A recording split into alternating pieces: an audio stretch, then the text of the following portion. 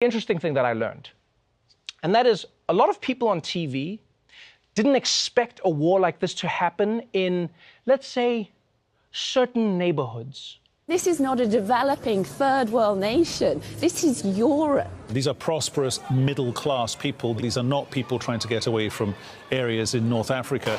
They look like any European family that you would live next door to. What could be a difference here from other conflicts, that could seem very far away, in Africa or Middle East or whatever. I mean, these are Europeans that we're seeing being killed. This isn't a place, with all due respect, like Iraq or Afghanistan. This is a relatively civilized, relatively European, I have to choose those words carefully too, city where you wouldn't expect that or hope that it's going to happen. Wow. That was you choosing your words carefully? That was the careful version? So what were you going to say if you weren't choosing your words carefully? I just hope the next time this happens, it happens back in the Middle East where it belongs.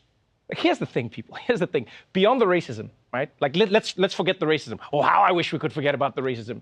You do realize that until very recently, fighting crazy wars was Europe's thing. That was Europe's entire thing. That's all of European history. They even had something called the 100 Years' War. You understand how long that is? That's like a decade. They got a Nobel Prize because they stopped fighting. Imagine that. Now people are going to be like, oh, to see this in Europe, to see this. Like, I'll tell you now, I don't know about you, but I was shocked to see how many reporters around the world, by the way, seem to think that it's more of a tragedy when white people have to flee their countries.